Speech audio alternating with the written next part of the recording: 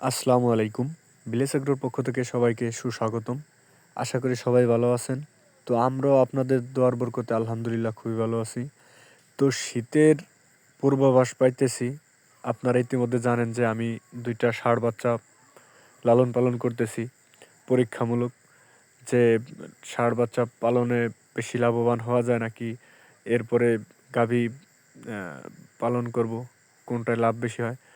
তো যাই হোক, শীতের প্রকোপের হাত থেকে রক্ষা পাওয়ার জন্য, যে শীতে যাতে ওদের কষ্ট না হয়, এজন্য আজকে আমি নাড়া সংগ্রহ করব। যাইতে যেতে অনেক কষ্ট হয়। এই পথে অনেক কাদা পানি ছিল, পথটা সুন্দর ছিল না, তাই অনেক কষ্ট হয়।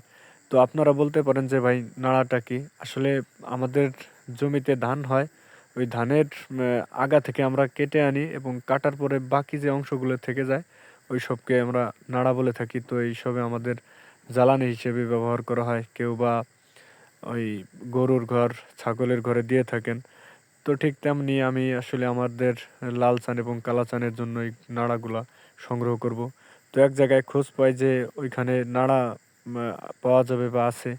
তো যাইয়া দেখি যে জমিওয়ালার আসলে এই নাড়াগুলা কেটে রাখছে। ওনরা হয়তো নেবে না। এই নাড়াগুলা আমরা নিয়ে আসবো। আ আনলে ওনাদেরও জমি ফাঁকা হয়ে যাবে। চাষাবাদ করতে সুবিধা হবে এবং আমাদেরও উপকার হবে। যেহেতু শীতের জন্য আসলে ফ্লোরে ওদের রাখি, তো ওদের রাখার জন্য পর্যাপ্ত কিছু ছিল না। এজন্য আসলে কষ্ট করে এই নাড়াগুলা সংগ্রহ করতে হবে। তো চাহিদা মতো আমি নাড়াগুলো আজকে সংগ্রহ করে ফেলি। যেহেতু ৩ থেকে ৪ মাস ওদের রাতে যেখানে ওরা থাকবে ওইখানে দিতে হবে। তো সবাই জানেন যে শীতে গরু বলেন, ছাগল বলেন, এদের অনেক সমস্যা হয়। আর ঠান্ডাযুক্ত অনেক রোগ ব্যাধি এখন দেখা দেয় এই সময়ে। তো সবাই সচেতন থাকবেন, খেয়াল করবেন। যারা আসলে অবলা প্রাণী ওরা বলতে পারে না যে ওদের কী সমস্যা। যারা লালন পালন করেন নিজে থেকে বুঝে নিতে হয় যে শীতে অনেক সমস্যা, অনেক ধরনের সমস্যা হয়।